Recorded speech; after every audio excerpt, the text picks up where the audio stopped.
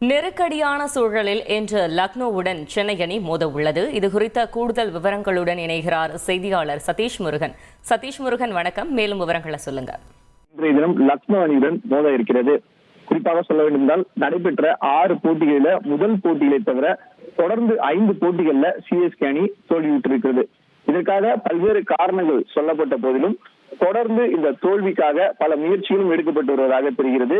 குறிப்பாக இதற்கான காரணங்களாக பார்க்கும்போது கடந்த காலங்கள்ல ஹோம் கிரவுண்ட் என்று சொல்லக்கூடிய சொந்த அணியினுடைய அந்த கிரவுண்ட் போட்டிகள்ல ஆர்சிபி, அதே போன்று ஆர்சிபி பெங்களூரு, டெல்லி கேபிட்டல்ஸ் போன்ற 2 அணிகளிட்ட தோல்வி அடையாத சிஎஸ்கே இந்த தொடர்ல தோல்வி அடைந்திருக்கிறது. சென்னையிலேயே தோல்வி அடைந்திருக்கிறத குறிப்பிட்டு காட்டப்படுகிறது. இதே போல குறிப்பாக சொல்ல வேண்டும் என்றால் பவர் பிளேல ஓரளவுக்கு பர்ஃபார்ம் பண்ணாம தொடர்ந்து பின்தங்கி இருக்கிறதையும் காரணமாக கூறப்படுகிறது. பவர் பிளேல இன்னும் கவனம் செலுத்த வேண்டும். அதே போன்று அதிக இலக்குகளை அடைவதற்கு சிஎஸ்கே தொடர்ந்து பின்தங்கி இருப்பதையும் இதன் காரணமாக காட்டப்படுகிறது.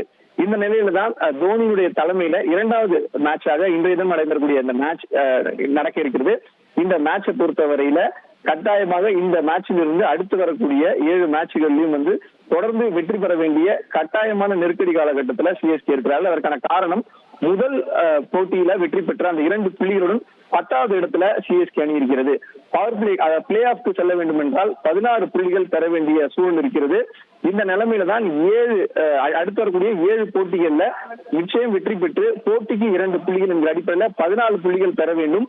அதன் அடிப்படையில 14+2 என்கிற அடிப்படையில் அந்த 16 புள்ளிகள் பெற்றால் மட்டுமே பிளே ஆஃப்க்கு செல்ல வேண்டிய ஒரு இக்கட்டான சூழல்ல சிஎஸ்கே அணி இருக்கிறது. இந்த நிலைமையில தான் இன்றைய தினம் இந்த லக்னோவுக்கு எதிரான இந்த போட்டியில தோனி தலைமையிலான 2வது போட்டியில களம் காண்கிறார்கள். தொடர்ந்து இந்த போட்டியினுடைய வெற்றி தோல்வி வாய்ப்பு என்பது பிளேயர்களுடைய மாற்றம், அதாவது அணி மாற்றத்தை பொறுத்தும் இருக்கிறது.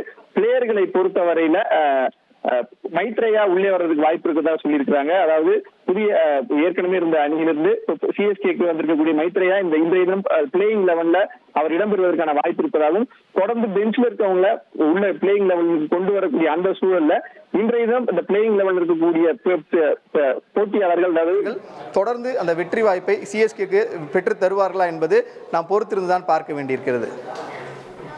தகவல்களுக்கு நன்றி சதீஷ் முருகன்.